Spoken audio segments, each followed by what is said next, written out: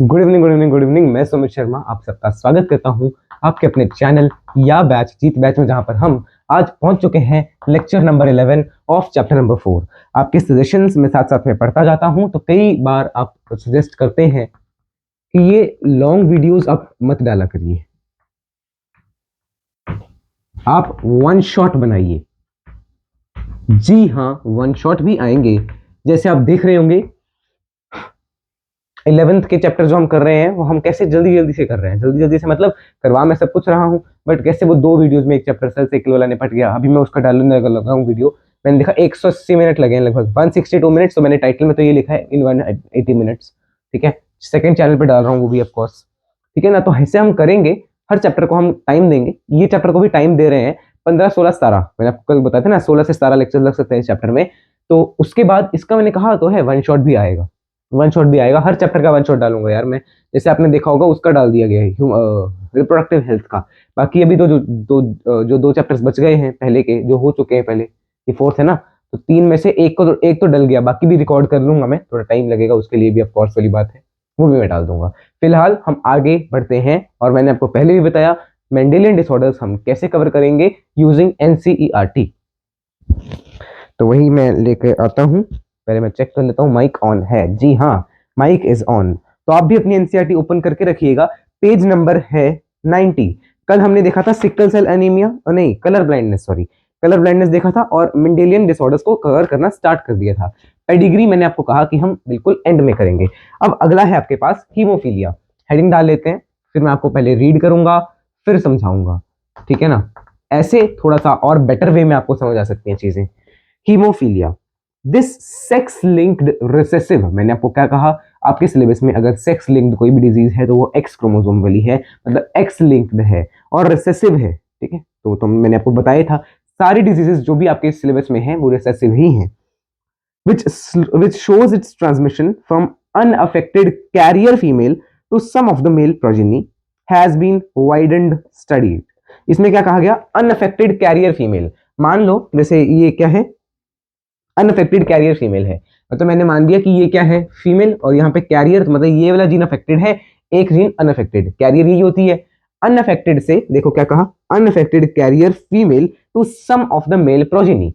इससे ये male progeny में जा सकती है, बिकॉज इससे जो गमीट बनेंगे वो क्या होंगे, एक्स एक्स डॉट, और अगर मैंने मान लो नॉर्मल फादर भी माना, इससे बनेगा एक एक्स एक Y.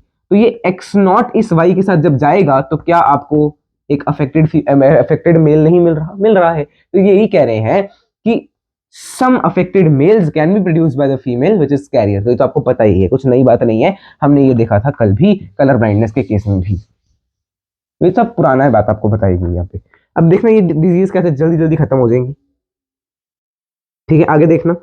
In the disease a single protein that is a part of cascade of proteins.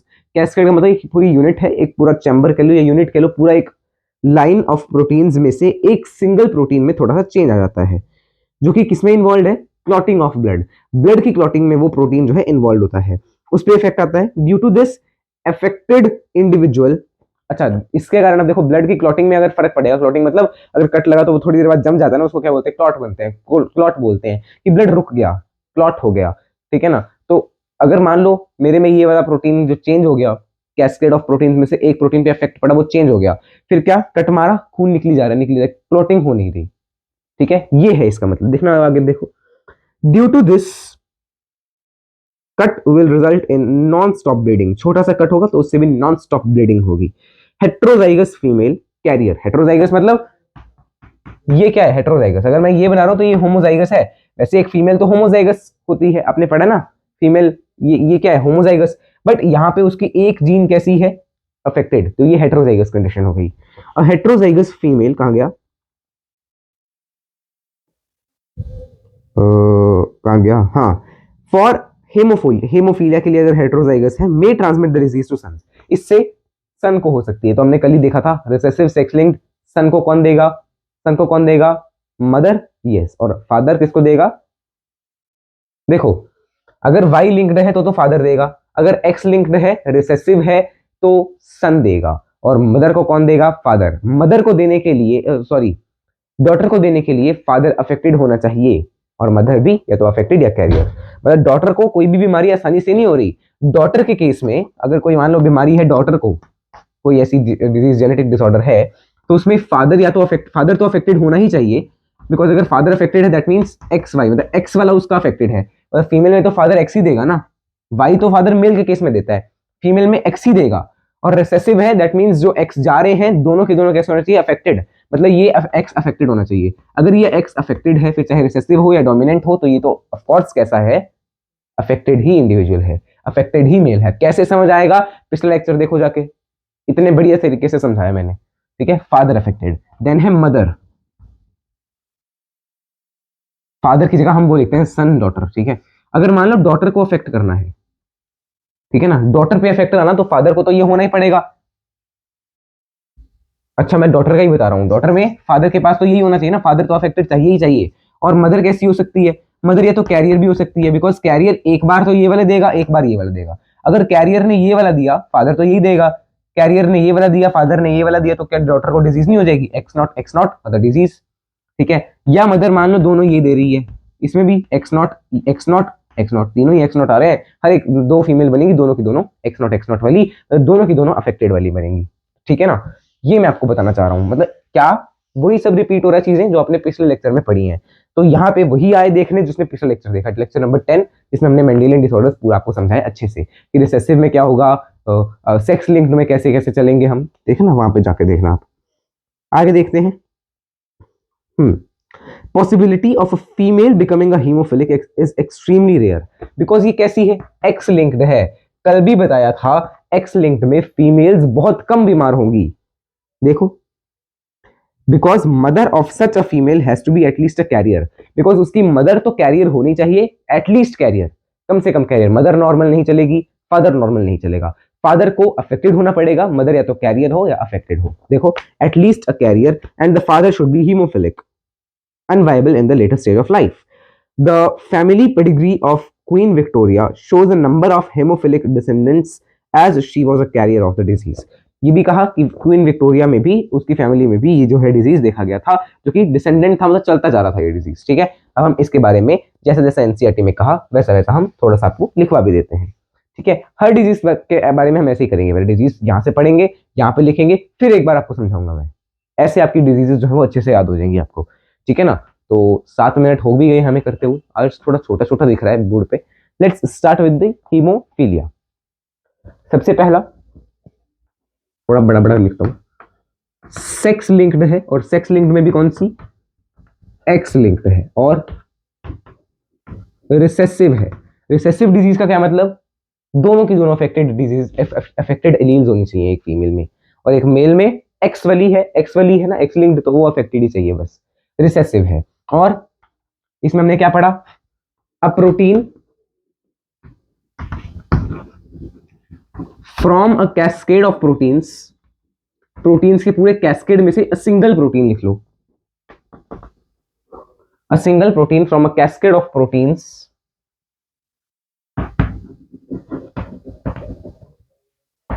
is affected or altered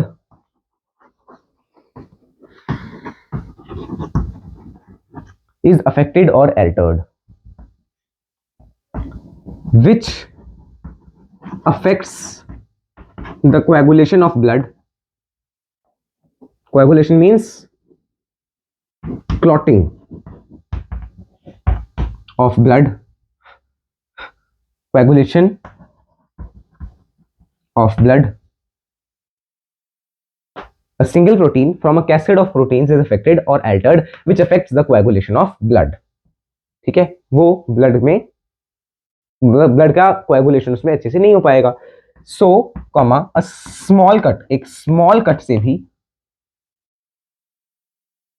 a small cut also bleeds continuously, चलता जाएगा उसमें से भी ब्लीडिंग, ठीक है। हीमोफीलिया, ठीक है ना। और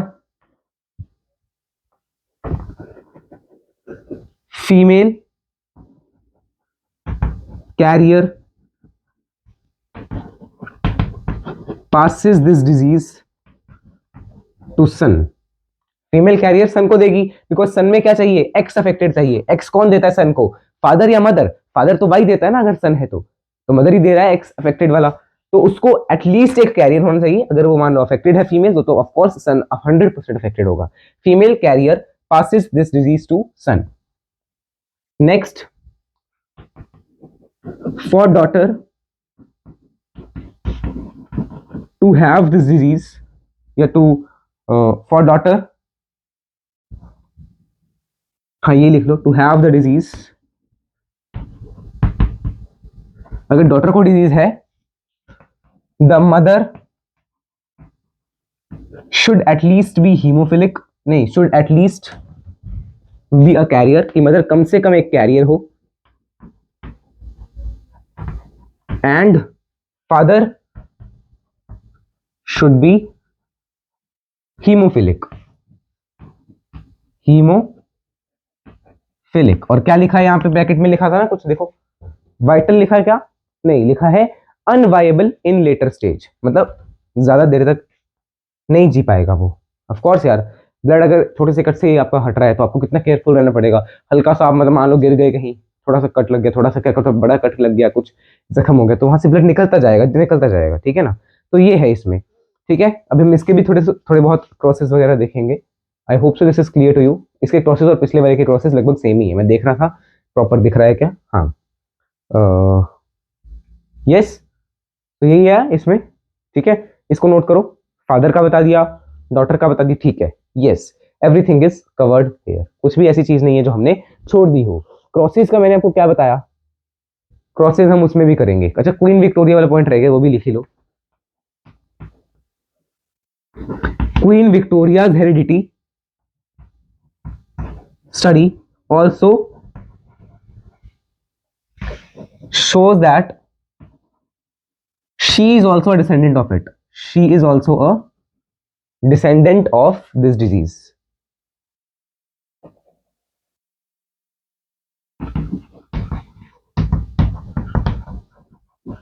ठीक है ना, तो ये है मतलब क्वीन विक्टोरिया की फैमिली में भी ये डिजीज है, फैमिली लाइन में भी ये डिजीज देखने को मिलती है। नीचे का पॉइंट आपको दिख नहीं रहा होगा तो आप एनसीईआरटी से देख के लिख लेना, मैं आपको एनसीईआरटी ही कवर करवा रहा हूँ, बिकॉज इसमें एनसीईआरटी के बाहर कभी आपसे पूछा नहीं गया। क्रॉसेस पूछे जाते हैं, वो मैं आपको अभी बताऊंगा ना कैसे बनेंगे, ठीक है। हर पॉसिबल क्रॉस करवाऊंगा मैं। देखो सारे के सारे क्रॉसेस सेम ही चलेंगे। हमने पिछले लेक्चर में भी जो है कलर ब्लाइंडनेस के क्रॉसेस किए थे। कलर ब्लाइंडनेस कैसा था, सेक्स लिंक्ड था, रिसेसिव था। अभी हमने दो सेक्स लिंक्ड पढ़े हैं, एक ये हीमोफीलिया और एक सेक्स लिंक्ड में कलर ब्लाइंडनेस, जो कि एक्स क्रोमोसोम पे ही पढ़े और दोनों ही रिसेसिव थे। प्रॉपर विजिबल है कुछ, ठीक है, यस इट्स प्रॉपरली विजिबल। अब ध्यान से समझिएगा, सुनिएगा, देखिएगा, परखिएगा, सब कुछ कर लेगा, ठीक है। क्रॉसेस अब हम बनाते हैं। फर्स्ट क्या हो सकता है, फादर नॉर्मल हो but mother affected. First case ये हो गया, मदर कैरियर या मदर नॉर्मल। अब देखो फादर नॉर्मल, मदर नॉर्मल, ठीक है। देखना सेकंड केस, फादर अफेक्टेड हो, बिकॉज फादर में तो कैरियर हो नहीं सकता, और मदर या तो अफेक्टेड हो या तो मदर कैरियर हो या तो मदर नॉर्मल हो, ठीक है। अब आपको नॉर्मल जब कहा जाए तो नॉर्मल में दो कंडीशंस होती हैं, कैरियर या होमोजाइगस नॉर्मल। कैरियर मतलब हेटेरोजाइगस नॉर्मल है, बिकॉज कैरियर वाले को कोई बीमारी थोड़ी है यार, वो तो अनअफेक्टेड ही तो है। बट इसमें कैरियर के अलावा मैं आपको बता रहा हूं कि अगर कैरियर नहीं है, अफेक्टेड नहीं है, तो उसको हम क्या कहेंगे, नॉट इफेक्टेड होमोजाइगस। अगर आपको मैंने कहा नॉर्मल, तो नॉर्मल में दो केसेस बन सकते हैं मदर के केस में। एक हो सकता है कैरियर, बिकॉज कैरियर भी नॉर्मल ही है, तो मैं इसको ऐसे ही करता हूं, ठीक है, ऐसे ही बताता हूं आपको, ठीक है। मदर नॉर्मल हो सकती है, और नॉर्मल में भी या तो वो कैरियर होगी या तो वो होमोजाइगस नॉर्मल होगी, बिकॉज कैरियर कैसा है, हेटेरोजाइगस है, ठीक है ना। मदर क्या है, नॉर्मल है, और नॉर्मल में या तो वो कैरियर है या तो वो होमोजाइगस है, ठीक है। Is it okay? चलिए अब देखना आगे। स्टार्ट करते हैं, लेट्स मूव अहेड। हाँ हे राम, अब देखना फादर नॉर्मल है, फादर का नॉर्मल का केस, फर्स्ट केस, ये देखो ये फर्स्ट है, ये सेकंड है, ये थर्ड केस, ये फोर्थ केस, ये फिफ्थ केस, ये sixth case. Father is normal, mother is affected. Father normal means X Y, mother is affected means ये फर्स्ट केस बना रहा हूं मैं, mother is affected means X dot Y dot, X dot X dot sorry. ये क्या है, female जो कि अफेक्टेड है, ये क्या है, मेल जो कि नॉर्मल है। फीमेल कैसा, अफेक्टेड। फीमेल नॉर्मल में दो कंडीशंस हो सकती है, कैरियर भी हो सकता है, होमोजाइगस भी हो सकता है। तो अगर आपको कोई कहे अ फीमेल इज नॉर्मल, तो उसका आप ये मतलब नहीं समझेंगे कि वो नॉर्मल मतलब होमोजाइगस वाला नॉर्मल ना, वो होमोजाइगस और हेटेरोजाइगस दोनों हो सकता है। नॉर्मल फीमेल दोनों हो सकती है अगर रिसेसिव है तो। अगर डोमिनेंट है तो नॉर्मल एक ही होगा, होमोजाइगस वाला। डोमिनेंट में आपका हेटेरोजाइगस वाला क्या डोमिनेंट में नॉर्मल रहेगा ना। हेटेरोजाइगस क्या बात कर रहे हो यार, पिछला लेक्चर देख के आओ। देखो इससे क्या बना, एक बना एक्स, एक बना वाई, इससे बना एक्स डॉट एक्स डॉट। अब ये एक ही तरह का गमीट है तो मैं एक ही बार बना देता हूँ, ठीक है, दोनों सेम ही गमीट्स है ना, तो एक ही बार बना देता हूँ, इससे बना एक्स डॉट। अब अगर वाई फ्यूज किया तो एक्स डॉट वाई बन जाएगा, अगर एक्स फ्यूज किया तो एक्स एक्स डॉट बन रहा है। मतलब एक बार या 50% क्या बन रहे हैं, carrier females and 50% males affected. तो ये क्या है, अफेक्टेड मेल बना और कैरियर फीमेल बनी, कैरियर डॉटर, ठीक है ना। तो ये आपके पास फर्स्ट केस मैंने बना के दिखाया। सेकंड केस देखो क्या है, सेकंड केस में क्या है, मदर नॉर्मल तो है बट नॉर्मल में भी कैरियर वाली है, ठीक है। तो एक्स वाई मतलब मेल और एक्स एक्स डॉट मतलब फीमेल, इनका क्रॉस, ठीक है। तो एक्स वाई से गमीट कौन सा आएगा, एक्स और वाई, पुनः स्क्वायर बना के दिखा देते हैं। इससे गमीट आए ये वाले, मतलब मेल यहाँ पे आएगा और फीमेल आया यहाँ पे, इससे आया X X dot X X dot, तो यहाँ पे आया X X X X dot X dot Y and X Y. तो चार ऑफस्प्रिंग्स हैं जिनमें से फीमेल एक भी अफेक्टेड नहीं है। इसमें मैं रेशो लिख देता हूं, ये नंबर लिख देता हूं, ठीक है ना। अफेक्टेड मेल फीमेल या नॉर्मल मेल फीमेल, ठीक है। अगर मैंने जस्ट इतना पूछा आपसे, अफेक्टेड मेल कितना दिख रहा है, एक दिख रहा है, एक्स डॉट वाई वाला तो अफेक्टेड ही हुआ ना, एक, कितने में से, चार में से। अफेक्टेड फीमेल दिख रही है कोई, नहीं। अफेक्टेड नॉर्मल मेल एक दिख रहा है आपको, और नॉर्मल फीमेल दिख रही है क्या कोई, ये दोनों फीमेल्स नॉर्मल है, तो 2/4। अगर आपसे पूछा जाए नॉर्मल में होमोजाइगस कितनी, तो एक, नॉर्मल में हेटेरोजाइगस कितनी, एक, ठीक है। तो इसको भी नोट करो, फिर हम आते हैं थर्ड फोर्थ क्रॉस पे। थर्ड फोर्थ फिफ्थ सिक्स, ऐसे 6 क्रॉसेस आपको बनाने हैं, हर केस में यही बनेंगे, हर केस में सेक्स लिंक्ड में यही क्रॉसेस बनेंगे आपके पास। थर्ड देखो क्या है, नॉर्मल तो है बट होमोजाइगस वाला नॉर्मल है। अब देखो इसमें तो यार क्या कहूं मैं, बस ये है इसमें, देखो थर्ड केस, तो ये तो नॉर्मल है, ऐसा आप पढ़ते हो यार, ये तो वैसा है जैसा आपने सेक्स डिटर्मिनेशन में पढ़ा, इधर से आएगा एक्स, तो आपके पास ये डॉट हट जाएगा बस। मतलब 50% नॉर्मल मेल्स, 50% नॉर्मल फीमेल्स, सारे ही ऑफस्प्रिंग्स नॉर्मल आएंगे। ये है आपका थर्ड केस। फोर्थ केस क्या है, father is affected and mother is affected, mother भी अफेक्टेड है, फादर भी अफेक्टेड है, ये वाला केस। इसके लिए पुनेस केयर, अगर पुनेस केयर की जगह अगर मैं दूसरे बना लूं नॉर्मल, जैसे मैंने बनाया है, क्या है इसमें, इधर से आया एक्स नॉट या वाई, इधर से आया एक्स नॉट, गमीट, इधर से दो तरह के, इधर से एक तरह का। अब एक्स नॉट गया तो आया एक्स नॉट मतलब 50%, और इधर से एक्स नॉट वाई, मतलब जितने भी मेल्स हैं सारे अफेक्टेड, जितने भी फीमेल्स हैं सारे अफेक्टेड, ऑल अफेक्टेड ऑफस्प्रिंग्स हैं। तो अभी तक आपको एक ही उसमें देखने को मिली है, सारी अफेक्टेड ऑफस्प्रिंग्स किसमें मिली, इसमें। तो ये आपको याद रखना है, अगर दोनों अफेक्टेड होंगे तो ही सारी अफेक्टेड आपको मिलेंगे, ठीक है, इसको भी नोट करो। आगे फिफ्थ केस देखो, फिफ्थ केस में क्या है, mother is normal, father is affected, father affected है दैट मीन्स ये है, और मदर नॉर्मल है दैट मीन्स मदर ऐसी ही है। अब मतलब सिंपल है, यहाँ पे डॉट आ गया, यहाँ पे डॉट आ गया, ठीक है। तो बस इसमें कुछ है नहीं, कैरियर आपको मिलेगा, बस एक एक फीमेल आपको कैरियर मिलेगी, देखो फीमेल जो आएंगी वो कैरियर होगी, और ये आपको नॉर्मल ही मिलेगा, ऑफ कोर्स वाली बात है, ठीक है। ये आपका फिफ्थ केस हो गया। सिक्स्थ केस क्या है, नॉर्मल तो है, अच्छा नहीं, फिफ्थ केस में मदर इज अफेक्टेड, नहीं mother is carrier, mother is carrier, तो उसका ऐसे बनेगा, इसका गमीट ऐसे आएगा, तो यहाँ पे एक्स डॉट दूसरा भी ऐसे होगा, देखो ये बनेगा। तो ये अफेक्टेड फीमेल, अफेक्टेड मेल।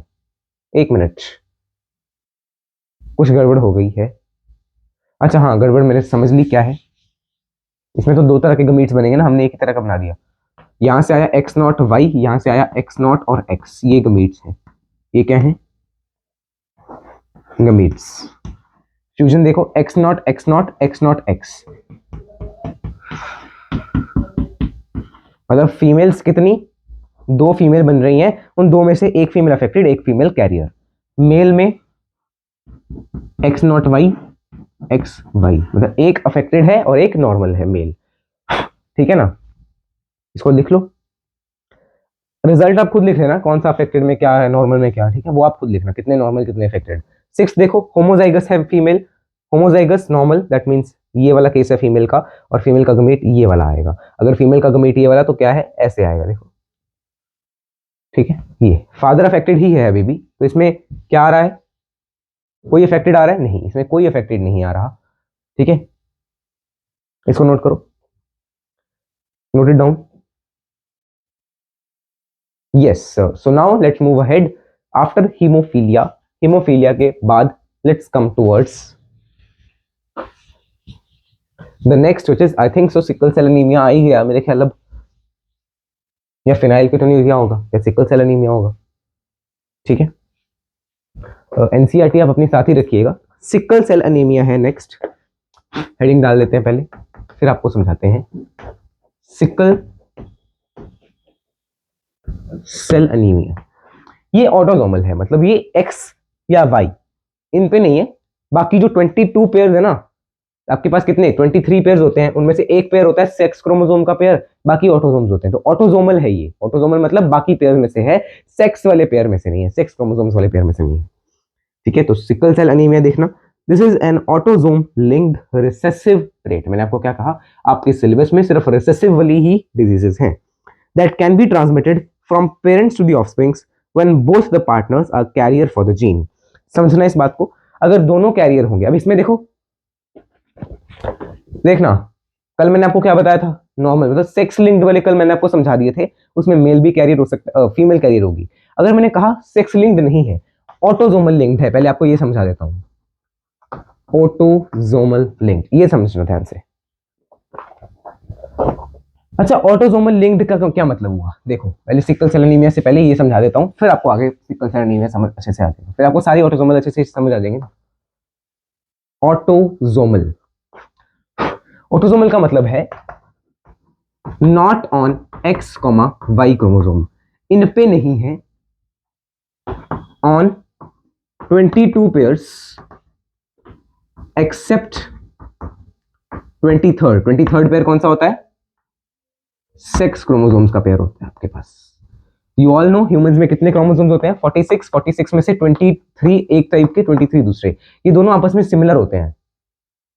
एक पेयर को, एक सेट को हम क्या कह देते हैं, जीनोम कह देते हैं। अब इन 23 में से 22 अलग होंगे, 22 अलग होंगे, और या तो ये एक्स होगा या तो ये वाई होगा, एक्स और वाई दोनों हो सकते हैं, या तो एक्स एक्स होगा या तो एक्स वाई होगा। अगर ये मैंने बनाया मेल मेल, तो एक के साथ होगा 22 के साथ एक्स, 22 के साथ वाई, और अगर मैंने बना दिया फीमेल, तो फीमेल में 22 के साथ एक्स, 22 के साथ एक्स, बिकॉज इसमें तो एक्स एक्स है ना, लास्ट पेयर एक्स एक्स है, मतलब एक एक्स ऊपर वाले पेयर में, एक एक्स नीचे वाले सेगमेंट में, ऐसे, ठीक है। मतलब इनमें इनमें डिजीज नहीं है, इनमें डिजीज कॉजिंग जीन नहीं है। डिजीज कॉजिंग जीन किन क्रोमोसोम्स पे है, इन 44 क्रोमोसोम्स में से किसी पे। अब ये 44 मेल में भी सेम होते हैं, फीमेल में भी सेम होते हैं जीन, इन पे जो जीन्स हैं वो फीमेल में भी सेम होंगी, मेल में भी सेम होंगी। उन जीन्स की फॉर्म यानी अलील अलग अलग हो सकती है किसी पेरेंट में, किसी, ठीक है ना, मेल में अलग फीमेल में अलग, ऐसा हो सकता है, बट जीन सेम होंगी। जैसे मैंने एक क्रोमोसोम बनाया ये from you know let's say male female, और एक मैंने बनाया मेल का क्रोमोसोम, ये इस फीमेल का मैंने होमोलॉग बना दिया यहाँ पे। अब तो आपको मेरे ख्याल से ये टर्म्स समझ आ ही रहे होंगे जो मैं बोल रहा हूँ, ठीक है ना। तो यहाँ पे मैंने कहा आई का कलर है, यहाँ पे आई का कलर है इस जीन में, मान लो ये मैंने बना दिया second pair of gene, second pair मैंने माना, कहा लेट किया कि सेकंड पेयर है जिसके यहाँ पे इस लोकस पे आई का जीन है। तो मेल में भी सेकंड पेयर की बात कर रहा हूं, मेल में भी सेकंड पेयर में यहाँ पे आई का ही जीन होगा, आई के कलर का ही जीन होगा। क्योंकि अब देखो एक क्रोमेटिड दूसरे क्रोमेटिड का कॉपी होता है, तो यहाँ पे भी आई का जीन, यहाँ पे भी आई का जीन होगा। इनमें से आधा आधा तो चल जाता है ना डिवीजन के टाइम पे, बट वो आपके काम का नहीं है। आपके काम का क्या है कि यहाँ पे अगर आई का जीन है फीमेल में सेकंड क्रोमोसोम पे, तो मेल पे भी सेकंड क्रोमोसोम पे यही होगा, आई का जीन ही होगा। और अगर मैं बात कर रहा हूँ 23rd क्रोमोसोम, तो उसके बारे में आप नहीं कह सकते, बिकॉज 23rd क्रोमोसोम का तो स्ट्रक्चर ही अलग है। ये फीमेल का क्रोमोसोम, ये होमोलोगस पेयर फीमेल्स का, और मेल्स में ये होता है ऐसा, ये है आपके पास मेल, ये है आपके पास फीमेल। देखो इसमें क्रोमोसोम ही अलग है, एक्स एक्स है, ये एक्स है, ये वाई है, तो क्या इनका जेनेटिक कॉन्स्टिट्यूशन सेम होगा? नहीं। अब अगर ये इन पे नहीं है, इन पे ये नहीं है, तो ये किस पे प्रेजेंट है? इन पे प्रेजेंट है। सेकेंड क्रोमोसोम हो गया, फोर्थ क्रोमोसोम हो गया, 8th क्रोमोसोम हो गया, 16th क्रोमोसोम हो गया, 22nd क्रोमोसोम हो गया, इन पे प्रेजेंट जो जीन्स हैं वो वाली। 46th क्रोमोसोम और 23rd क्रोमोसोम उन पे नहीं, मतलब 23rd पेयर पे नहीं है। ये किसी भी पेयर, मतलब होमोलोगस पेयर की बात कर रहा हूं ना मैं, तो किसी भी और पेयर पे हो सकते हैं, बस 23rd पेयर को छोड़ के। और वो पेयर्स मेल में और फीमेल में सेम होंगे। तो मतलब अगर मैंने मान लो एक ऑटोसोमल डिजीज मान लिया जो कि ए जीन पे है, जिसका ए जीन है, और उस ए जीन की दो फॉर्म्स हैं, एक मैंने मान लिया कैपिटल ए, एक मैंने मान लिया स्मॉल ए। ये कैपिटल ए ही ले लो, बस उसके ऊपर लगा दो डॉट, ठीक है, ये अफेक्टेड है, मैंने लेट कर लिया ये अफेक्टेड है और ये नॉर्मल है। अब इनसे क्या क्या तरह की चीजें पॉसिबल हैं? मेल ने अफेक्टेड दिया, फीमेल ने भी अफेक्टेड दिया। ये अच्छा मैंने मान लो दोनों ने नॉर्मल दिया, बिकॉज एक क्रोमोसोम आपको कहां से मिलता है? मेल से, एक मिलता है आपको अपने मदर से, एक अपने फादर से। तो मान लो आपके मदर ने आपको नॉर्मल दिया, आपके फादर ने आपको नॉर्मल दिया, तो ये वाली कंडीशन, मदर ने नॉर्मल दिया बट फादर ने अफेक्टेड दे दिया, ये वाली, या फादर ने नॉर्मल दिया मदर ने अफेक्टेड, एक ही कंडीशन हुई है ना, हेटेरोजाइगस। और एक हो गया ये वाली, ये दोनों ने अफेक्टेड जीन दिया। तो इसमें जैसे पीछे तो क्या था, अच्छा ये भी रिसेसिव डिजीज है, ऑटोसोमल आपके सिलेबस में रिसेसिव ही है, अगर तो डोमिनेंट है। अब देखना, अगर मैंने कहा कि डोमिनेंट डिजीज है, अगर मैंने कहा रिसेसिव डिजीज है, समझने की कोशिश करना पहले, लिखने पे मत जाना, ठीक है? लिख तो आप खुद भी लोगे यार, यानी तो आपको अंग्रेजी आती है, साइंस में हो तो लिख तो खुद भी लोगे, समझने की बात है। डोमिनेंट है अगर ये जीन, मतलब अगर ये जो अफेक्टेड है ये डोमिनेंट है, मतलब ये वाली डोमिनेंट है, तो क्या यहाँ पे कोई बीमारी आएगी? यहाँ पे तो डोमिनेंट वाली प्रेजेंट ही नहीं है, मतलब ये नॉर्मल होगा। यहाँ पे देखो डोमिनेंट वाली प्रेजेंट है, डोमिनेंट वाली बीमारी वाली प्रेजेंट है, दैट मीन्स ये कैसा? अफेक्टेड है। यहाँ पे तो दोनों डोमिनेंट आ गई, तो ये भी अफेक्टेड, ठीक है? रिसेसिव के केस में देखना, रिसेसिव के केस में ये तो चलो नॉर्मल ही होगा फॉर हर टाइम, बिकॉज इस पे कोई भी डोमिनेंट या रिसेसिव कोई भी जीन नहीं है जो अफेक्ट कर रहा हो। इसमें एक अलील अफेक्टेड है पर एक नॉर्मल है, तो क्या ये नॉर्मल होगा कि ये अफेक्टेड होगा? नॉर्मल होगा। क्यों? बिकॉज ये रिसेसिव डिजीज है। रिसेसिव डिजीज कब कॉज होती थी? जब दोनों के दोनों अफेक्टेड आए, या जितने भी उसके पास वो वाले जीन हो वो अफेक्टेड हो। जैसे हमने पढ़ा एक्स वाई में क्रोमोसोम अगर एक्स लिंक्ड डिजीज है और वो एक्स क्रोमोसोम पे अफेक्टेड वाला है, तो इसमें एक ही एक्स है और उस एक्स पे अफेक्टेड वाला आ गया, तो वो तो डिजीज कॉज कर देगा, ठीक है ना? अब बोलो कि नहीं इसमें तो एक ही है यार, एक ही है डिजीज कॉजिंग, अबे तो इसमें एक्स कितने हैं? एक्स भी तो एक ही है, और जो एक है वो डिजीज कॉजिंग कर रहा है। इसमें ए दो है, ए दो है, दो है, दो है, दो में से, अच्छा मान लो ये ए नॉट रिसेसिव है, तो इसमें ए डोमिनेंट हो गया, मतलब जहां पे आपको ए दिख रहा है ना, ए नॉट अगर रिसेसिव है, ये देखो, ये मैं बात कर रहा हूँ ए नॉट की, जो डिजीज कॉज करने वाली वो डोमिनेंट है, तो ये भी अफेक्टेड, ये भी अफेक्टेड, ये नॉर्मल। अगर डिजीज कॉजिंग नॉर्मल है, डिजीज कॉजिंग डोमिनेंट नहीं रिसेसिव है, डिजीज कॉजिंग रिसेसिव है, मतलब डिजीज को नॉर्मल रखने वाली क्या है? डोमिनेंट। अगर ये वाली डोमिनेंट है, मतलब जहां पे ये प्रेजेंट, मतलब वो नॉर्मल होगा, नॉर्मल, ये भी नॉर्मल होगा, ये वाला अफेक्टेड होगा। आई होप सो आप इस बात को समझ पा रहे हो। और इसमें मेल फीमेल में कोई वो थोड़ी है, अब देखो मेल के पास भी ए नॉट हो सकता है, उसमें तो क्या था, मेल के पास एक वाई होगा एक एक्स होगा, इसमें ऐसा है क्या? नहीं, इसमें तो मेल के पास भी हो सकता है, फीमेल के पास भी। इसको नोट करो जल्दी, फिर आगे आपको मेल फीमेल के केसेस बता देता हूँ थोड़ा सा, फिर हम चलेंगे आगे सिकल सेल एनीमिया पे। देखो ये बातें समझने वाली है, ऐसे कोई नहीं करवाएगा आपको, डिजीजेस के साथ ही समझाएंगे वैसे, बट मैं आपको थोड़ा अलग से समझा रहा हूँ, तो आप इसको सुन लीजिए, ठीक है ना? देखो एक मेल में क्या क्या केसेस हो सकते हैं? मेल में ये सारे केसेस हो सकते हैं, ए नॉट और ए नॉट ए नॉट। अगर वो डिजीज है डोमिनेंट, अगर वो डिजीज है रिसेसिव, आपके सिलेबस में सारी की सारी रिसेसिव ही हैं, तो अगर आप रिसेसिव के केसेस भी याद रखेंगे तो भी आपको काम चल पड़ेगा। बट आपको नीट में हाइपोथेटिकल सिचुएशन भी दे सकते हैं कि डोमिनेंट डिजीज है, तो आप मुझे बताइए क्या होगा, ठीक है। तो इसलिए कह रहा हूँ डोमिनेंट वाले भी साथ में करते जाना। डोमिनेंट में ये क्या, नॉर्मल, ये नॉर्मल है, जो नॉर्मल है उसको मैंने क्रॉस दिखा दिया, जहाँ पे अफेक्टेड होगा वहां पे मैंने क्या लगा दिया, टिक। डोमिनेंट में ये अफेक्टेड है, नहीं तो नॉर्मल, और यहाँ पे तो दोनों ही अफेक्टेड है। अच्छा, इसमें ये नॉर्मल तो है, रिसेसिव में ये है तो क्या, नॉर्मल, ये क्या, नॉर्मल, ये क्या, नॉर्मल। तो देखो नॉर्मल भी दो तरह के दिख रहे हैं आपको रिसेसिव में, यही तो मैं आपको बता रहा था। अगर आपको कोई कहे कि कोई नॉर्मल पेरेंट है या कोई नॉर्मल फीमेल है, जो कि सेक्स लिंक की बात कर रहा हूं मैं, नॉर्मल फीमेल है तो वो नॉर्मल कैरियर भी हो सकती है और नॉर्मल दूसरे भी हो सकती है। अगर मैंने कहा ऑटोसोमल लिंक्ड में मेल नॉर्मल है, तो वो मेल नॉर्मल ये वाला भी हो सकता है, ये वाला भी हो सकता है, ठीक है। पर इसको हमने एक और नाम दे दिया, क्या, कैरियर, बिकॉज ये खुद तो नॉर्मल है, बट अगर मैं इसके गमीट बनाऊंगा तो गमीट क्या बनेंगे, ए नॉट। इसमें आप ये नहीं बता सकते कि ऑफस्प्रिंग इसका क्या होगा, इसमें आप ये बता पाओगे कि ऑफस्प्रिंग क्या होगा, बिकॉज सबके पास ही ए है, सबके पास ही ए। उसमें तो क्या था, एक के पास एक्स एक्स, एक के पास एक्स वाई, जिसके पास एक्स वाई था वो फीमेल है, जिसके पास एक्स एक्स वो फीमेल। बट इसमें आप बता पाओगे कि ये वाला मेल के पास जाएगा कि फीमेल के पास, ये वाला मेल के पास जाएगा कि फीमेल के पास ना। जो सेक्स है उसको कौन कौन वो कर रहा है, डिटरमाइन, सेक्स क्रोमोसोम में। तो ऑटोसोमल लिंक्ड है, ऑटोसोमल लिंक्ड मतलब सेक्स क्रोमोसोम पे प्रेजेंट ही नहीं है ये जीन, सेक्स क्रोमोसोम पे प्रेजेंट नहीं, ऑटोसोमल पे प्रेजेंट है, दैट मींस एक ए है एक ए नॉट है, ठीक है ना, मान लो इसमें। तो यहाँ पे देखो ये या तो कोई किसी ऑफस्प्रिंग में ये भी जा सकता है, ये भी जा सकता है। अगर किसी ऑफस्प्रिंग में ये चला गया तो क्या उसके अंदर जीन कैरी हो सकती है, हाँ उसके अंदर बीमारी आ सकती है, बिकॉज अगर मान लो फीमेल ने भी यही दे दिया तो कैरियर मेल और कैरियर फीमेल मिलकर कर सकते हैं बीमारी। मतलब ये है, अगर कोई एक कैरियर है तो दूसरे को तो कैरियर या तो अफेक्टेड होना पड़ेगा इस केस में। सो यहां पे मैं लिख भी देता हूं,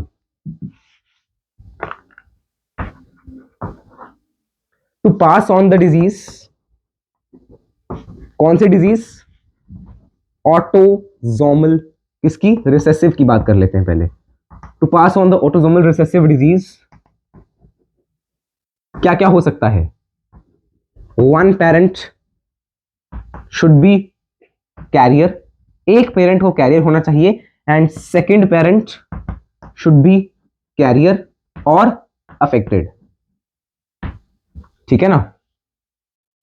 या तो एक पेरेंट को कैरियर होना ही पड़ेगा और दूसरा पेरेंट या कैरियर हो जाए या अफेक्टेड हो जाए, उसी केस में ये बीमारी जा सकती है। ये वेरी इंपॉर्टेंट पॉइंट है, इसको नोट करो स्टार लगा के, वेरी इंपॉर्टेंट पॉइंट्स। और आज का लेक्चर भी कोई आप छोटा मत समझना, देखो पुरानी चीजें तो आपने सब पढ़ के आए हो, इनकम्प्लीट डोमिनेंस, कोडोमिनेंस, तो क्या था, कुछ भी नहीं था। इसको देखो, बताओ इसको क्या करोगे आप, ऐसे अगर क्वेश्चन आपके पास आ गए ट्विस्टेड होके, ठीक है।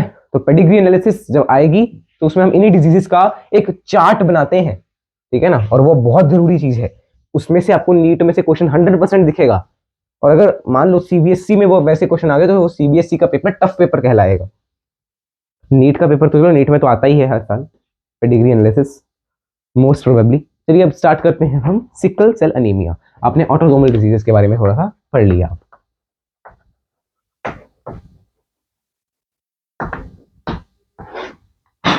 सिकल सेल अनीमिया देखना, this is an autosome linked recessive trait, autosome है और रिसेसिव, आपको मैंने पहले बता दिया, ठीक है। That can be transmitted from parents to offsprings when both the partners are carrier for the gene, ठीक है। ये तो मैंने आपको बता दिया, दोनों को तो कैरियर होना पड़ेगा, ये तो एक कैरियर एक affected. This disease is controlled by a single pair of allele HbA and HbS। देखो एक है HbA जो कि है नॉर्मल, एक है HbS जो कि है सिकल सेल कॉज करने वाला। HB क्या, एक जीन का नाम मान लो, ठीक है। ये नॉर्मल जीन है, ये अफेक्टेड जीन को दिखा रहा है, ठीक है। आगे HB मतलब, अब देखना ये ना सिकल सेल एनीमिया में मतलब हेमोग्लोबिन पे इफेक्ट आता है कि हेमोग्लोबिन का साइज कम हो जाता है, हेमोग्लोबिन का अमाउंट कम हो जाता है एक सेल में, और वो सेल आरबीसी सिकल शेप का हो जाता है। थोड़ा सा बता रहा हूं आपको, इसलिए यहाँ पे हमने HB यूज कर लिया, जो कि हम नॉर्मली हेमोग्लोबिन के लिए यूज करते हैं। आउट ऑफ 3 पॉसिबल जीनोटाइप्स, तो अब मैंने आपको बताया ऑटोसोमल में 3 पॉसिबल है, या तो ए होगा, या तो ए नॉट होगा, या तो दोनों ही अफेक्टेड जीन। ये 3 अफेक्टेड है, मतलब ये 3 पॉसिबल आउटकम्स हैं। Possible genotypes only homozygous individuals, सिर्फ ये वाले अफेक्टेड हैं, ये कैरियर है और ये नॉर्मल है तो ये भी नॉर्मल, बट ये होमोजाइगस नॉर्मल, ये हेटेरोजाइगस नॉर्मल। हेटेरोजाइगस नॉर्मल को हमने नाम दे दिया कैरियर का। आगे देखिए, show the disease phenotype, heterozygous appear unaffected but they are carrier for the disease, तो देयर इज 50%। अच्छा देखो, कैरियर में से एक बनेगा ये, एक बनेगा ये। अब इन दोनों में से इसके जाने के चांसेस 50% है, ऑफस्प्रिंग में क्या पता ये वाला चला जाए, इसके जाने के चांसेस भी 50%। तो इसलिए कहा कि कैरियर से 50% चांसेस है कि आगे डिजीज ट्रांसमिट हो जाए। देखो, mutant gene to the progeny thus exhibiting sickle cell trait, मतलब सिकल सेल ट्रेट उसको दे देगा। The defect is caused by substitution of glutamic acid, देखना ग्लूटामिक एसिड का सब्स्टिट्यूशन हो रहा है वेलिन के साथ।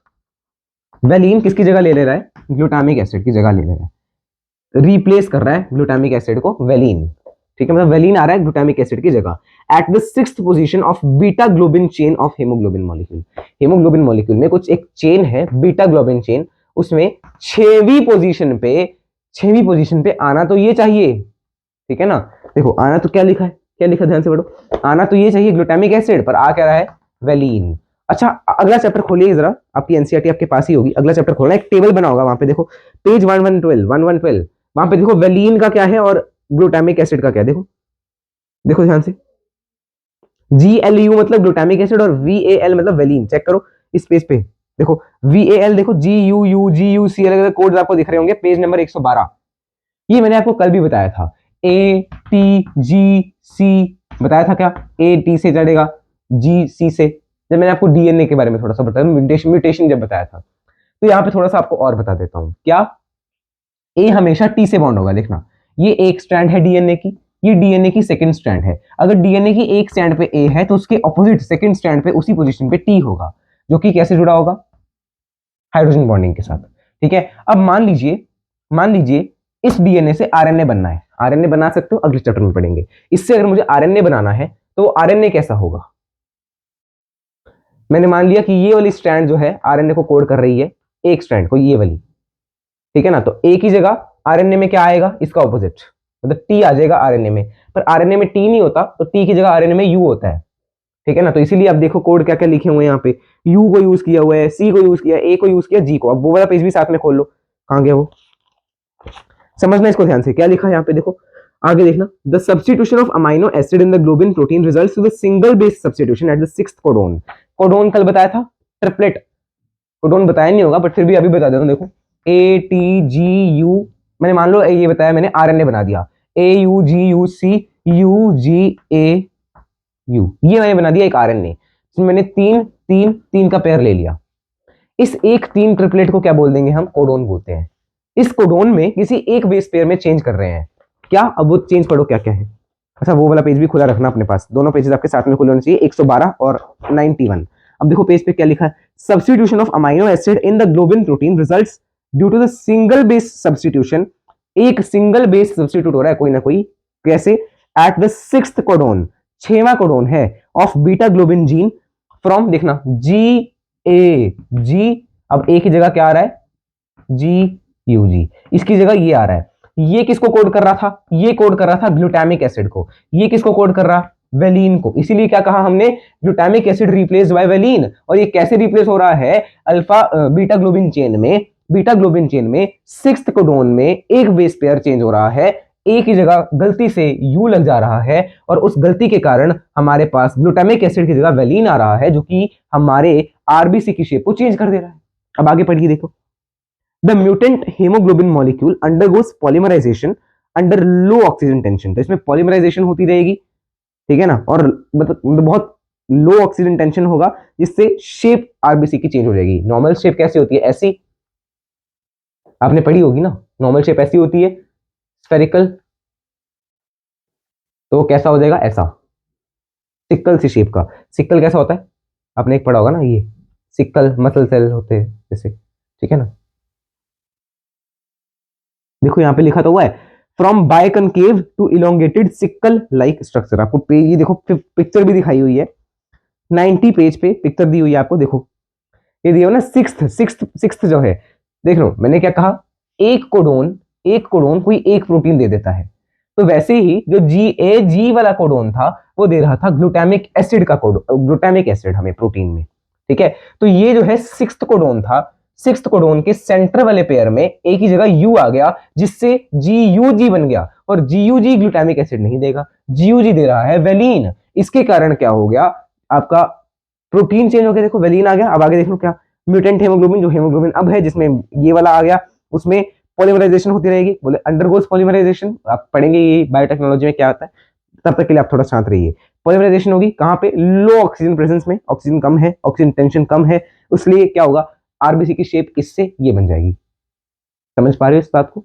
एक बार दोबारा रीड करो इसको। अब मैं एक बार जल्दी से रीड करता हूँ, बिकॉज पहले टाइम देखो यार, 40 मिनट तो यहीं पे हो गए। मेरे को लग रहा है कल का लेक्चर भी चला जाएगा यार। Autosome linked recessive trait that can be transmitted from parent to offspring when both the partners are carrier। ठीक है, the gene is controlled by a pair of alleles HBA HBS, जिनमें से सिर्फ होमोजाइगस वाला डिजीज कॉज कर रहा है, heterozygous वाला क्या है, अनअफेक्टेड है बट कैरियर है, 50% को हो सकता है। फिर आपको उन्होंने समझाया इसके बारे में कि इसमें क्या हो रहा है, ग्लूटामिक एसिड की जगह वेलिन आ जा रहा है, किसके कारण, सिक्स्थ कोडोन है, सिक्स्थ कोडोन GAG है, जिसमें GUG हो जा रहा है गलती से, ए को यू रिप्लेस कर दे रहा है, ए इज रिप्लेस्ड बाय यू, ठीक है ना। तो उसके कारण यहाँ पे क्या वेलिन आ रहा है ग्लूटामिक एसिड की जगह, और वेलिन आ रहा है तो इस देखो लास्ट में क्या, इस म्यूटेंट हेमोग्लोबिन को, जिसमें चेंज हो गया, म्यूटेशन हो गई इस म्यूटेंट हेमोग्लोबिन में, ये म्यूटेशन ही तो हुई, डीएनए के बेस पेयर में चेंज आ गया, पॉइंट म्यूटेशन। क्या पॉइंट म्यूटेशन दिख रही है, एक बेस पेयर चेंज हुआ, म्यूटेशन हो गई, ठीक है। तो इससे आपको क्या पता चला, इससे आपको क्या पता चला, इस पॉइंट म्यूटेशन से क्या हो गया, जो म्यूटेंट हेमोग्लोबिन है उसमें पॉलीमराइजेशन हो रही है और लो ऑक्सीजन टेंशन है, ऑक्सीजन टेंशन कैसा कम है, जिसके कारण आरबीसी की शेप बाइकनकेव से ऐसी हो रही है, सिकल सेल। और सिकल सेल में हेमोग्लोबिन का अमाउंट क्या आएगा, कम आएगा, हेमोग्लोबिन का अमाउंट कम आएगा। तो इससे आपको और भी कई सारी रेस्पिरेटरी प्रॉब्लम्स हो सकती हैं, हेयर लॉस हो सकता है, ठीक है ना। चलिए इसको हम नोट कर लेते हैं एक बार, थोड़ा सा इसको मैं आपको समझा देता हूं, इसको नोट करेंगे, टाइम देखते हैं, अभी तो है टाइम। इसको आप एक बार नोट करना चाहो कर सकते हो, जो जो आपको यहाँ से इंपॉर्टेंट लग रहा हो, बाकी तो मैं नोट भी करवाऊंगा, देखना। ये हम पहली ऑटोसोमल डिजीज पढ़ रहे हैं, ऑटोसोमल लिंक्ड, जो कि कैसी है, रिसेसिव है। हमारे सिलेबस में सारी की सारी रिसेसिव ही है, मैं बोल बोल के थक गया हूँ। एनसीईआरटी में सारी की सारी रिसेसिव ही दी हुई है, बट आपको एक आधी डोमिनेंट के बारे में थोड़ी सी जानकारी तो होनी चाहिए। ओके, क्या पढ़ा हमने, autosomal recessive disorder, autosomal disorder है, रिसेसिव डिसऑर्डर है, इसमें हो क्या रहा है वो हम बाद में लिखेंगे, पहले हम इसकी जीन जेनेटिक कंपोजिशन लिख सकते हैं। इसकी क्या क्या एलील्स हो सकती हैं, HBS और HBA, जहां पे HBA क्या दिखा रहा है, नॉर्मल हेमोग्लोबिन दिखा रहा है, ये क्या दिखा रहा है, अफेक्टेड हेमोग्लोबिन, अफेक्टेड हेमोग्लोबिन, या सिकल सेल से जो ग्रसित है हेमोग्लोबिन वो दिखा रहा है। अब अगर मैं एक इंडिविजुअल में बात करूं तो इससे क्या क्या हो सकता, HBA HBA दोनों के दोनों नॉर्मल आई, नॉर्मल आई दोनों के दोनों, तो क्या है ये है आपके पास normal individual. HBS sorry HBA पहले लिख देते ना, फिर HBS, रिसेसिव डिजीज है, रिसेसिव वाला बाद में लिखते हो, ठीक है, याद रखना। ये क्या होगा, ये होगा कैरियर, और ये मेल फीमेल दोनों हो सकता है, किसी को क्या पता यार मेल के पास इसमें क्या है ना। मेल और फीमेल में डिफरेंस सिर्फ एक क्रोमोसोम का है, एक पेयर ऑफ क्रोमोसोम का, बाकी सब सेम। HBS HBS अफेक्टेड, ठीक है। Carrier passes on the disease to the offspring, इसके कितने परसेंट चांसेस है, 50% चांसेस, 50% चांसेस हैं, ठीक है ना। But is himself normal, is himself normal, ठीक है, दिख रहा है प्रॉपर, हाँ जी। अब और हमने क्या क्या पढ़ा, इन दिस डिजीज, इस डिजीज में क्या हो रहा है, glutamic acid the glutamic acid from, किसने बनाया था? सिक्स्थ कोडोन ने बनाया था, sixth codon of beta globin chain. इसकी बीटा ग्लोबिन चेन में सिक्स्थ कोडोन जो था उसने क्या बनाया था? Glutamic acid is replaced by valine. अभी ये कैसे हो रहा है? इसके नीचे दिख रहा है कि आपको बोर्ड नहीं, तो इसको नोट कर लो, मैं ऊपर करके लिख देता हूं, यहां तक नोट कर लो, ऊपर लिख रहा हूं बाकी, ठीक है ना? रिप्लेस्ड बाय वेलिन, बाकी ऊपर लिख रहा हूं। This is due to a point mutation. क्या ये फ्रेम शिफ्ट म्यूटेशन है? ना, क्योंकि इसमें सिर्फ चेंज हो रहा है, कोई फ्रेम थोड़ी शिफ्ट हो रहा है आपकी स्टडी का। अब देखो आपकी एनसीईआरटी में आपको वो पिक्चर दी है ना, पिक्चर ध्यान से देखना। पिक्चर में क्या है? वेलिन, हिस्टामिन, ल्यूसीन और थायरोसिन। ये देखो, ये आपको दिख रहा है, ठीक है ना? तो वन पे देखो क्या है, और मैंने आपको क्या कहा, इस ये वाला पेज भी खोलो, आपको देखो पहले क्या था? ए यू ए, देखो सॉरी, जी ए जी से जी यू जी बन रहा है ना, तो अब जी ए जी यहाँ पे देखो क्या है? जी ए जी आपको दिया होगा 112 पेज पे, जी ए जी देखो नीचे कहाँ पे है? जी ए जी, ये लास्ट लाइन में दे रखा है, G L U, ji A ji, G L U. Third ये देखो, ये यहाँ पे दिया हुआ है आपको एनसीईआरटी में, देखो जी ए जी से क्या बना, लास्ट वाला यहाँ पे कॉलम देखना 112 पेज पे, जी ए जी से क्या आ रहा है आपके पास? Glutamic acid. पर आपका जी ए जी की जगह जी यू जी आ रहा है, वो देखो कहाँ पे है? जी यू जी इसी कॉलम में, यहाँ पे फर्स्ट पे लास्ट वाला, फर्स्ट पे लास्ट वाला देखना, वेलिन दिख रहा है क्या? यही हो रहा है बस इसमें। पॉइंट म्यूटेशन कहाँ पे हो रही है? Of a single base from, कैसे? G A G to G U G on या in sixth codon of beta globin chain of haemoglobin, beta globin chain. इसको नोट करो। अब मुझे मिटाना ही पड़ेगा, जो नीचे मैंने आपको थोड़ा सा लिखवाया वो मिटाऊंगा अब मैं, ठीक है? तो आप यहां तक इसको नोट कर लें, बाकी मैं मिटा रहा हूं। तो क्या हो रहा है?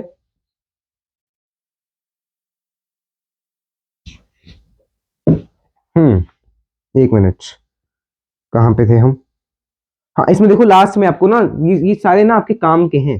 काम के मतलब ये आपको पता होने चाहिए, सबका नहीं याद रखना, कुछ का याद रखना होता है, बाकी तो हम अगले चैप्टर में देखेंगे ही। जैसे ये देखो, आपको पीछे पीछे देखना, पीछे इस पेज पे जहां पे 90 पेज पे देखो VAL लिखा हुआ है, VAL मतलब वेलिन, HIS हिस्टामिन, ऐसे यहाँ पे देखो, यहाँ पे इस पेज पे इन सबके कोड दिए हुए हैं कि अगर ये है तो कोड क्या होगा, वो कोडोन क्या होगा उसका कॉरेस्पॉन्डिंग, ठीक है? देखो वैसे VAL का 4 कोडोन दिए हुए हैं, GUU, GUC, GUA। बट आपके पास क्या हो रहा है, जो सिक्स्थ कोडोन था वो एक्चुअल में क्या था? GAG था। ये क्या है? Sixth codon. देखो बीटा आपके पास चेन भी बनाई हुई है, देखो वैलिन, हिस्टामिन, ये चेन दिख रही है ऐसी, देखो चेन दिख रही है क्या ऐसी? आप सबको ऐसी चेन दिखाई होगी उन्होंने, 1 2 3 4 5 6, छवें पे नॉर्मल, छवें में ना मैं 2 आपको बनाता हूं, देखो होगा इनमें से कोई एक ही, या तो ये वाला या तो ये वाला। छवें पे या तो होगा आपके पास GAG मतलब ग्लूटामिक एसिड, GLU से रिप्रेजेंट करते हैं उसको, और या तो होगा वेलिन, जो कि किस केस में एक ही जगह क्या आ रहा? यू आ रहा बस, ठीक है? एक ही जगह यू आ रहा है, और एक ही जगह यू आना मतलब ये किसको कोड कर रहा था? ये कोड कर रहा था ग्लूटामिक एसिड को, ये कोड करेगा वेलिन को। तो अगर आप यहाँ पे लिखें, यहाँ पे मैं चलो भर देता हूँ ऐसे ही, ठीक है? वेलिन, हिस्टामिन, जो भी चलो ये आप खुद ये यहाँ पे आपको मतलब बाकी सारे प्रोटीन्स होंगे, बट यहाँ पे या तो ग्लूटामिक एसिड या तो वेलिन। ग्लूटामिक एसिड कब आ रहा? जब GAG हो रहा, यहाँ पे जी वाला सिक्स्थ कोडोन क्या है? GAG। और अगर इसकी जगह एक ही जगह आ गया यू, ये कैसे हो रहा? पॉइंट म्यूटेशन की मदद से, पॉइंट म्यूटेशन हो रहा है यहाँ पे, ठीक है? GAG की जगह अगर GUG आ गया तो ग्लूटामिक एसिड की जगह क्या आ रहा है? वेलिन आ रहा है। ये क्या देगा, वेलिन देगा, ये क्या देगा, ग्लूटामिक एसिड देगा। तो इससे क्या होगा, the mutant haemoglobin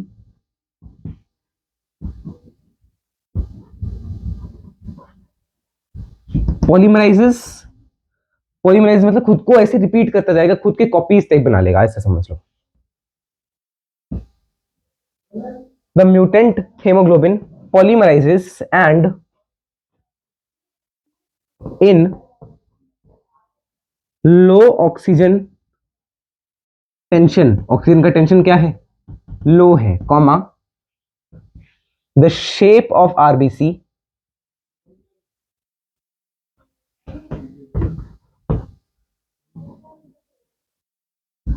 change from biconcave to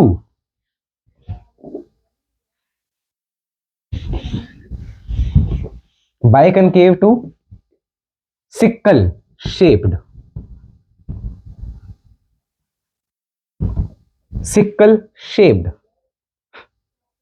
अब देखो सिक्कल शेप्ड हो गया, देखना क्या, पहले क्या था, ऐसा बाइकनकेव शेप्ड का आपके पास था आरबीसी, ये नॉर्मल आरबीसी है, सिक्कल शेप्ड में आरबीसी कैसा हो गया, ये बन गया आरबीसी। अब तो इसमें हेमोग्लोबिन कम आएगा, इसमें हेमोग्लोबिन ज्यादा आ जाएगा। तो इससे क्या हो सकता है, आपको हेमोग्लोबिन अमाउंट, ये ऐसे समझ लो, ये ऑक्सीजन कम ट्रांसपोर्ट करवा पाएगा, मतलब रेस्पिरेटरी प्रॉब्लम्स हो सकती हैं, रेस्पिरेटरी प्रॉब्लम्स हो सकती हैं। चेक करो, इसको नोट करो। अच्छा, इसमें क्या क्या हो रहा है, पहले आप वो भी यहाँ पे देखना, क्या क्या हो रहा है, इस सिक्कल शेप के कारण रेस्पिरेटरी प्रॉब्लम्स हो रही हैं, एचबी का अमाउंट इन एन आरबीसी, आपको पता है ना, नॉर्मल 4 से 5 ले जाता है एक आरबीसी एचबी, हम हाइमोग्लोबिन एक आरबीसी में 4-5 होते हैं, बट कम हो जाएगा, ठीक है, ऑक्सीजन का अमाउंट कम हो जाएगा। और इससे और क्या क्या हो सकता है, रेस्पिरेटरी डिसऑर्डर्स तो हो गए, आपके जो है आईसाइट का लॉस हो सकता है, आईसाइट लॉस हो रहा है आपके, मान लो, ठीक है, आईसाइट लॉस हो गया, या मतलब कह सकते हो कि आपकी पूरी बॉडी पे ही इफेक्ट आ रहा है, राइट। तो एक ही जीन से, कौन सी जीन, अफेक्टेड जीन, मतलब एचबीएस अगर आप मान लें, तो इससे क्या हो रहा है, 3 इफेक्ट आ रहे हैं, और भी कई सारे इफेक्ट होंगे इसके, ठीक है। तो आप समझ सकते हैं, एक जीन जब one gene more than one character control कर रहा है, तो क्या होता है, प्लियोट्रोपी होता है। That means sickle cell anaemia is a pleiotropic gene, it is a pleiotropy gene. तो इसको मैं आपको आगे अगले पेज पे लिखवाता हूं, पहले आप इसको नोट कर लो, और थोड़ा बहुत और मुझे आपको बताना है कुछ, नोट कर लो जल्दी यार, फिर मैं आपको थोड़ा और इसके बारे में बताऊंगा।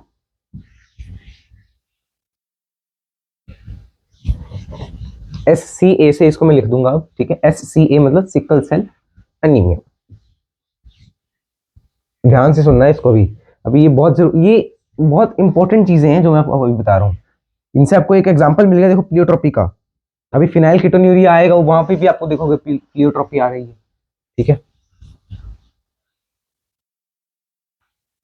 अच्छा, यहाँ पे आपने एक चीज चेक करी होगी क्या, देखना, एक था एच बी, और ये कौन सी प्लेट बीटा पे है, तो एच बी बीटा की ए, एच बी एस, ओ यार, H B A H B S, ये था। अब आपके पास या तो एक नॉर्मल है, या तो एक अफेक्टेड है, तो बीच वाला आ गया कोई, ठीक है ना, इसमें दोनों का इफेक्ट दिख रहा है, तो ये एक कोडोमिनेंस का एग्जांपल भी है। अब कई जगह आपको इनकम्प्लीट डोमिनेंस मिलता है, कई जगह कोडोमिनेंस, बट मैंने कई सारे जो है मॉड्यूल्स वगैरह चेक करे, तो मुझे ज्यादातर जगह ये मिला, तो मैंने आपको ये बताया, ठीक है। शेप को कंसिडर करोगे, सिर्फ शेप ऑफ आरबीसी की, एक जगह राउंड है, एक जगह ये है, एक जगह ये, तो फिर उससे आप देखेंगे कि आपको क्या मिल रहा है, जैसे आप विकिपीडिया को भी देखेंगे तो वो कहेंगे कि इसमें इनकम्प्लीट डोमिनेंस देखने को मिल रही है, ठीक है। तो चलो, आप जो याद रखना चाहे रख सकते हैं, वैसे ऐसे क्वेश्चन आएंगे नहीं जिसमें कंफ्यूजन हो, ठीक है। और प्लियोट्रॉपी तो देखने को मिल ही रही है, बिकॉज इसमें क्या क्या हो रहा है, एक तो आपकी चेन चेंज हो रही है, चेंज चेंज से हेमोग्लोबिन भी नहीं आ रहा, कम आ रहा है, हेमोग्लोबिन कम आ रहा है, और वो आपका शेप भी चेंज हो रहा है, शेप चेंज हो रहा है ना, राइट। तो इससे आपको ये तो दिख रहा है कि प्लियोट्रॉपी तो इसमें पक्का हो रही है। तो प्लियोट्रॉपी तो आप 100% इसको याद रखें कि प्लियोट्रॉपी 100%, ये इसके थोड़े डाउट्स हैं बिकॉज ये आपके किसी मॉड्यूल में कुछ दिया हुआ है, किसी मॉड्यूल में कुछ दिया हुआ है। मैंने कई सारे मॉड्यूल्स चेक करे हैं, कई सारे, मतलब एक प्रोमिनेंट चेक कर लिया है मैंने तो, वैसे वहां पे तो कोडोमिनेंस दे रखा है, ठीक है। एक और था वो भी चेक कर लूंगा, बट वो बाद में कर लूंगा यार, ठीक है। और इंटरनेट पे विकिपीडिया कह रहा है कि ये इनकम्प्लीट डोमिनेंस, तो आप जो याद रखना चाहे रख सकते हैं। ऐसे क्वेश्चन ऐसे तो आएंगे नहीं जिनमें आपकी कंफ्यूजन होगी, ठीक है। जिनमें कंफ्यूजन है वो क्वेश्चंस नहीं आते, बट स्टिल अगर आपको याद रखना है तो आप रख सकते हैं, ठीक है। तो ये था हमारे पास सिकल सेल अनीमिया, इसको नोट करिएगा। फिर हम आगे बढ़ते हैं, with the next disease, towards the next disease. पिछले लेक्चर का रिवीजन भी तो करना है बेटा आज हमें। पिछले लेक्चर में हमने पढ़ा क्या था? पिछले लेक्चर में हमने देखा था कलर ब्लाइंडनेस ओनली, तो बस वो तो आपको पता ही है, ठीक है। वो तो हमने पहले, जो आज का है ना, जो आज का जैसे मैंने आपको पहले करवाया, पहले मतलब जैसे मैंने आपको पिछली डिजीज करवाई थी, पिछली डिजीज हमने कौन सी करी, हीमोफीलिया, वैसे ही कलर ब्लाइंडनेस था, एक्स लिंक्ड रिसेसिव। तो अब इसकी रिवीजन आपको जरूरत नहीं है, कलर ब्लाइंडनेस की रिवीजन की, ठीक है। इसको नोट कर लो। Yes, I hope so you have noted it down. Let's move to the next disease. वैसे तो मेरे ख्याल से हमें एक डिजीज को कवर करने में टाइम लग ही जा रहा है इसमें, बट फिर भी देखते हैं। अगली डिजीज है आपके पास फिनाइल कीटोन्यूरिया। इसके बारे में आपको पीछे भी एक पैराग्राफ दे रखा है, प्लियोट्रॉपी से अलग से यहाँ पे दिया हुआ है, ठीक है। प्लियोट्रॉपी, यहाँ पे भी फिनाइल कीटोन्यूरिया लिखा हुआ है, यहाँ पे भी फिनाइल कीटोन्यूरिया ही लिखा है, तो ये हम कल ही कर लेंगे। अब phenylketonuria, thalassaemia, chromosomal disorders, फिर आपका चैप्टर कंप्लीट है पेडिग्री के बाद। पेडिग्री बची हुई है अभी, पेडिग्री आपको डालनी नहीं है, आपको पढ़नी है पेडिग्री एनालिसिस, ठीक है। चलिए होमवर्क देखते हैं, यहीं तक रखते हैं आज के लेक्चर को। होमवर्क, सॉल्व टिल डीपीपी 8, 8वें डीपीपी तक आपको सॉल्व कर लेने हैं सारे डीपीपीस, और रिवाइज करना है लेक्चर को जैसा हम हर बार कहते हैं, एंड ऑफ कोर्स नोट्स बनाने हैं। और अब हमारे पास थोड़ा सा टाइम, हम क्या करेंगे, रिवीजन तो नहीं करेंगे, बट आपके कमेंट्स मैं आपको थोड़ा सा रिएक्ट टाइप कह लो। अगर मैं देखता हर कमेंट हूँ, बट थोड़ा टाइम नहीं मिल पा रहा यार रिप्लाई करने का, तो उसके लिए आई एम रियली सॉरी। हाँ जी, तो एक लिख रहे थे नितिन जी, बहुत बढ़िया भाई, कीप इट अप। यस, इनका है, मैंने कल भी पढ़ा था कमेंट। देन SRK 61210 मेडिको, इन्होंने हार्ट भेजा है, तो आपको मेरी तरफ से हार्ट है। नाइस यार, I know the value of 1 subscriber, मेरा भी चैनल था, बंद कर दिया, name maths wire. Sachin Singh AK47 128, maths wire नाम का इनका चैनल है, तो मैंने वो चैनल भी शायद खोल के देखा था। हाँ मतलब ठीक है यार, आप बंद मत करिए, कोई भी चीज़ है ट्राई करते रहिए। जैसे ये अब मेरे हुए हैं कितने सब्सक्राइबर हुए, मैं आपको सब्सक्राइबर बताऊं, 565 सब्सक्राइबर अब हुए हैं यार। मुझे पता ना मैंने कितना वो क्या क्या किया है। देखो कितनी वीडियोस देखना, वीडियोस लेक्चर्स देखो कितने हो गए आपके यूट्यूब पे। Let me show you. हाँ देखो, 99 वीडियोस के बाद 565 सब्सक्राइबर्स हुए हैं, तो मतलब मेहनत तो चलो है ही, चलो क्या करें, अब जिसकी मर्जी जिसका मन वो करेगा। Nice, hope you will become best YouTuber, give your best. हाँ, यूट्यूबर तो चलो ठीक है, बट एजुकेटर मुझे बनना है, ठीक है ना। टिप ब्रो, ऐसे लेक्चर्स मत करो, वन शॉट डाला करो, अच्छे व्यूज आएंगे। व्यूज से क्या, तो व्यूज से मुझे इतना वो नहीं है। देखो अगर मेरे लिए कोई एक बच्चा भी देख रहा है जो कि हर लेक्चर को, मतलब हर लेक्चर देखा उसने शुरू से लेके एंड तक, तो that matters more to me, ठीक है। ये देखो आज 11वां लेक्चर आ गया, वन शॉट भी आएगा, ठीक है, उसके लिए भी सब्र रखिएगा। एक ने लिखा है दिल दिल, उसका नाम नहीं आया, ये फैजल मेराज ने लिखा था वन शॉट वाला। नेक्स्ट खुशी देवगन जी, थैंक्स अलॉट, नाइस भैया आपने लिखा है। देन नेक्स्ट है ASH, ऐश पढ़ना है शायद इसे, ऐश 007 शायद, आई एम रॉन्ग इफ, तो मुझे माफ करना। Keep it up brother, yes of course, thanks a lot. Next वंश के 4274, ये लिख रहे हैं व्यूज अच्छे आ रहे हैं, कोई एक सब्जेक्ट पकड़ो, स्पेशली बायोलॉजी, एंड पूरा फोकस उस पर लगा दो, इंप्रूवमेंट हो जाएगा। फिजिक्स केमिस्ट्री मत पढ़ाओ, बिकॉज डॉक्टर बनने के बाद बायोलॉजी के टीचर के लिए तुम एलिजिबल भी हो जाओगे। अरे यार देखो, जो पैशन होता है वो बंदा वही फॉलो करता है।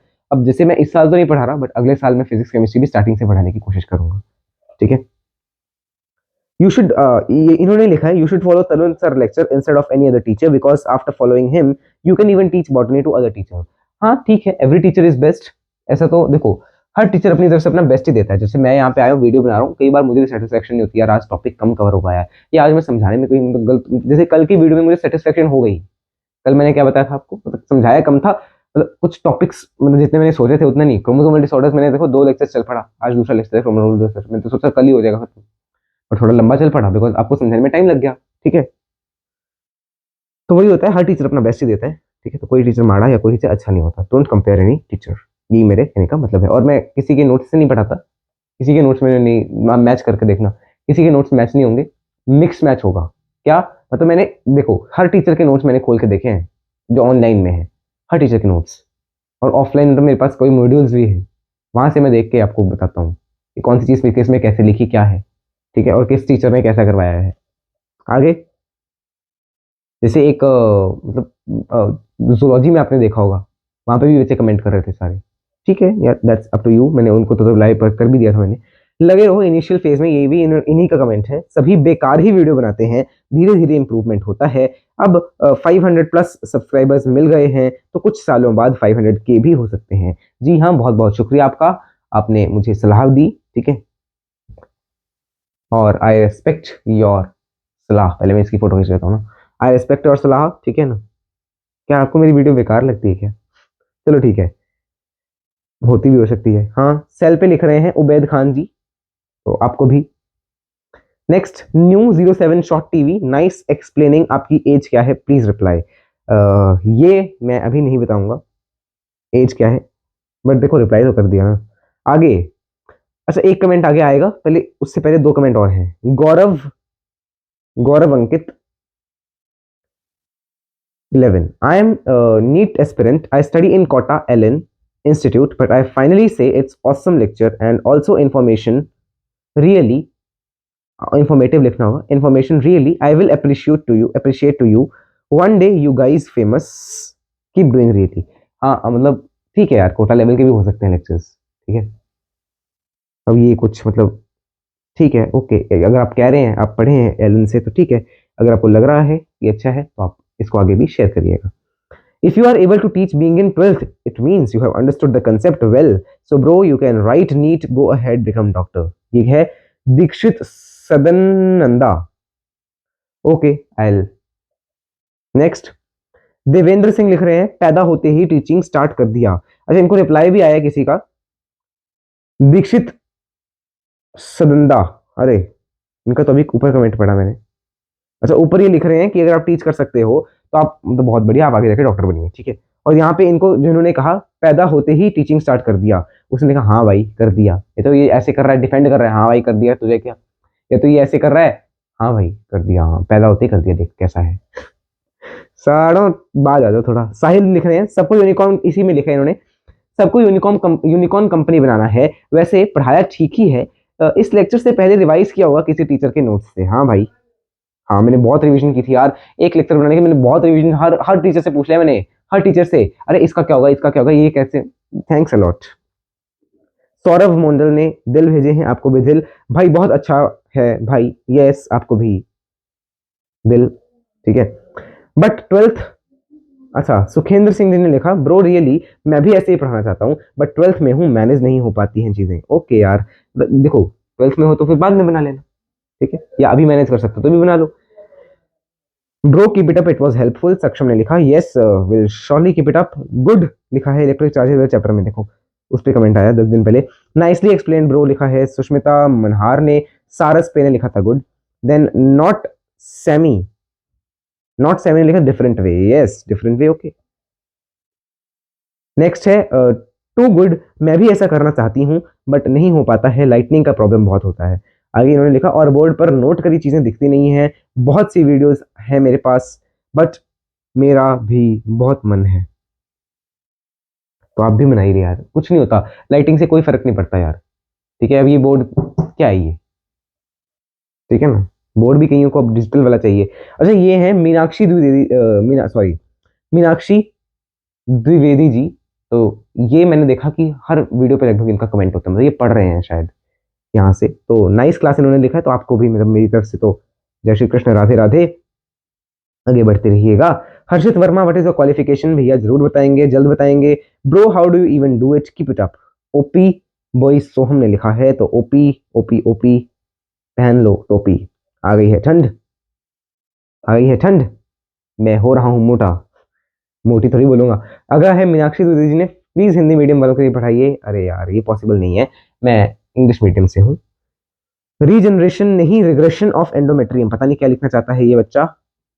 नीट हो गया तुम्हारा, आप नीट एस्पिरेंट हो। गेन, अच्छा ये था एक लियोडियो, gain more knowledge at least, you will be a good educator, but you should focus on your higher studies at this phase, otherwise your stop growth will stop. Okay okay okay, that's good, you teach in it in this age, it is very inspiring. इनका नाम नहीं आया यहाँ पे। अगला, great job brother, well done.